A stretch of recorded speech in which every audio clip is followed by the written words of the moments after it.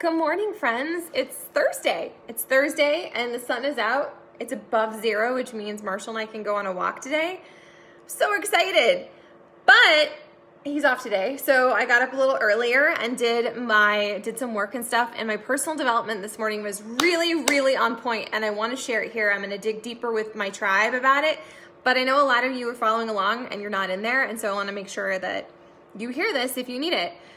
So it was all about disappointment and how disappointment is just like a normal thing. Like, disappointment doesn't mean you're doing anything wrong. It doesn't mean that you're off track. It doesn't mean you're a failure or you need to completely go back to square one. Disappointment is just part of being human, and it's about your perspective, right? So there's three roads that can lead from disappointment. The first one is feeling devastated, discouraged, defeated, just like, what's the point, okay? That's the first road you can choose, because every road is a choice. We are the drivers of our bus, which I think for me, when I was first starting on my own personal growth journey, like, that was really irritating and frustrating. I was like, what do you mean it's a choice? Like, it just happened to me. I'm gonna feel the way I feel. But now that I've done the work every single day over the last 6 years as a coach and just like wanting to be a happier, healthier, saner mom and wife and human, I realize it's all about our perspective, right? Like, we get to choose not necessarily what happens to us, because life happens, right? But we get to choose how we show up to it, how we grow from it, and how we can interpret things. Some things are just random and terrible and crappy, but we choose the lesson. Like, we get to choose what lesson we assign to it. So the first path you can take when disappointment happens is, like I said, feeling defeated, feeling discouraged, feeling just like devastated and sad panda, and dwelling in that space of sad pandaness, which that doesn't serve anyone. It's not going to change your circumstances. It's definitely not going to make you feel any better. The second one is to discount the goal. Like, if you were striving for a goal or a benchmark or something, and it didn't pan out the way you expected, well, you could you could discount and be like, well, that was stupid, and I don't know why I even tried, and well, that's just dumb. I'm just not even going to do that anymore. I'm not going to put myself out there. I'm not going to try for that relationship or that promotion or that move or whatever.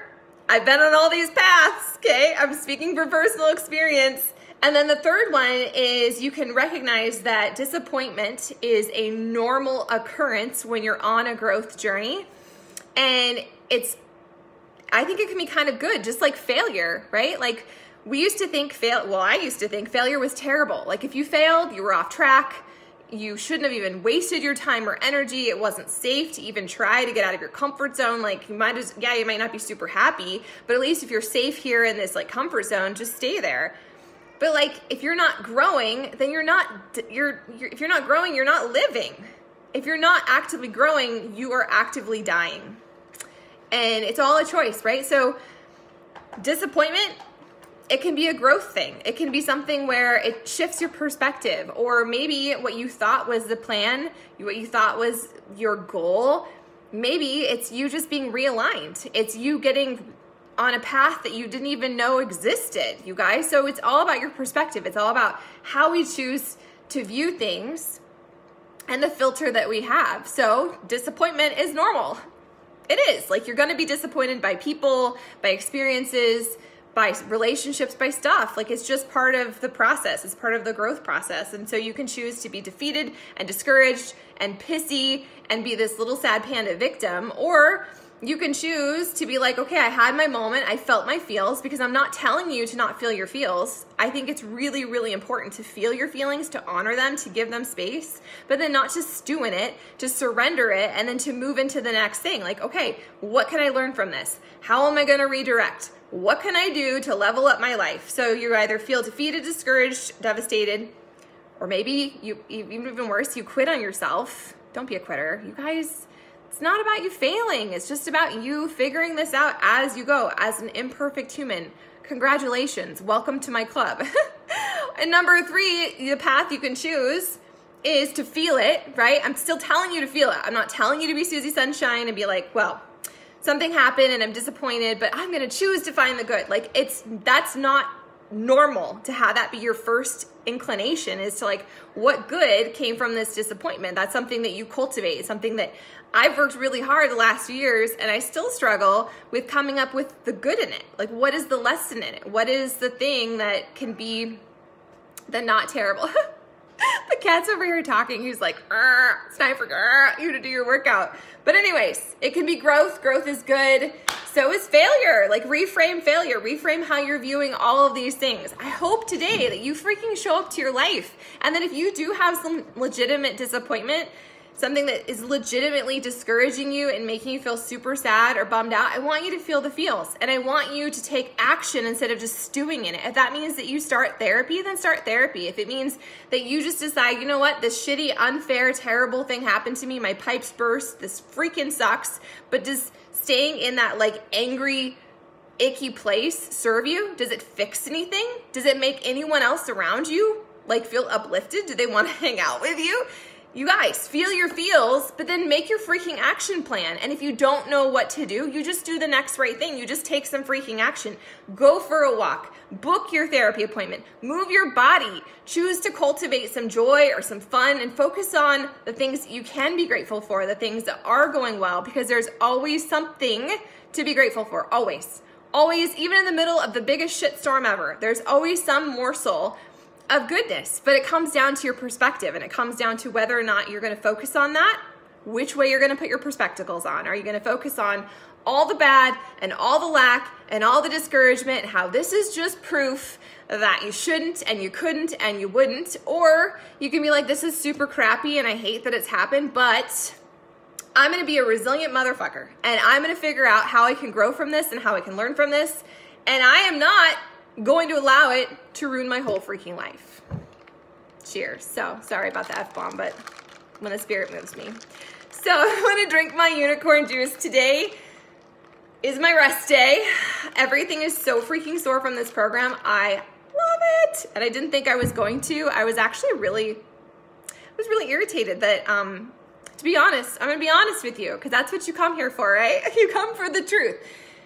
I love Beachbody workouts. That's why I became a Beachbody coach, not a Beachbody pimp, because I do lots of other things too, but this is what works for me. This is the vessel that I've chosen to link up with and help all my gals get momentum with. It's how I make an income.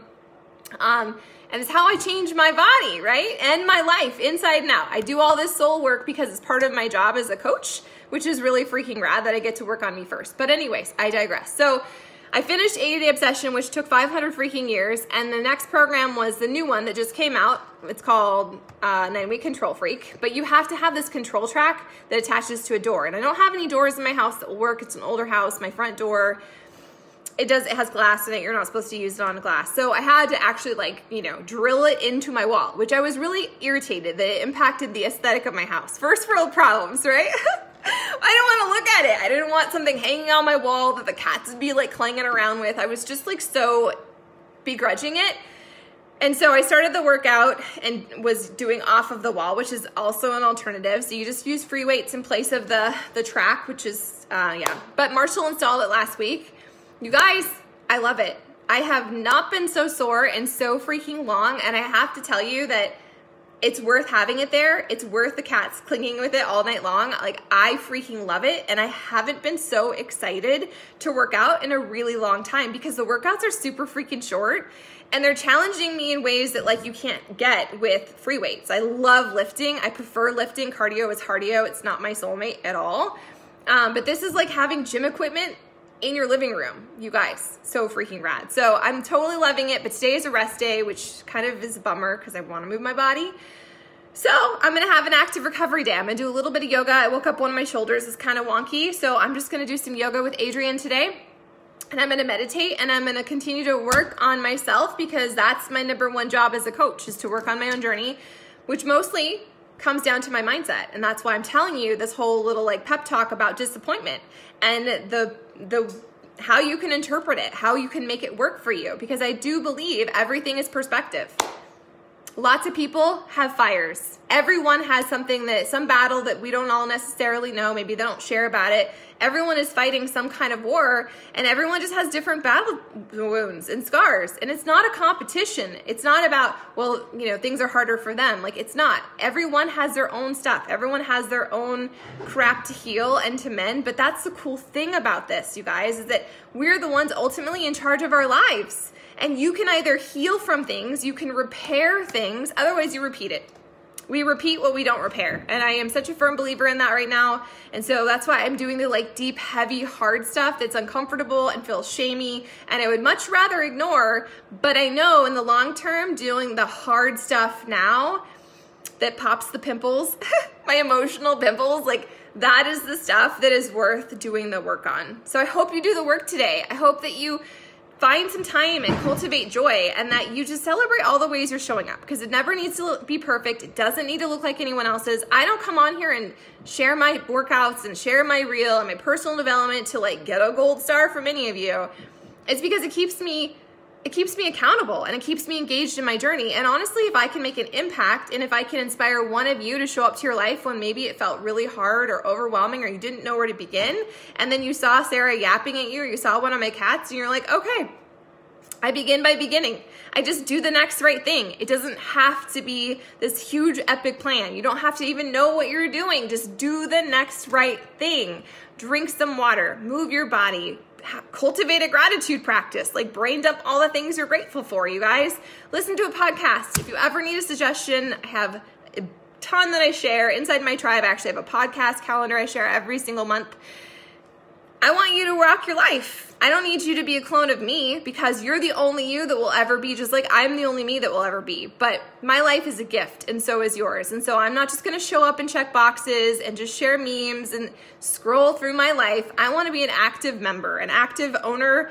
And if that means that I fail and I'm disappointed along the way, it's just leading to more growth. And ultimately, that's a good thing. So today, show up to your life. Don't just watch it pass you by. Take some ownership. And if you need any help, message me.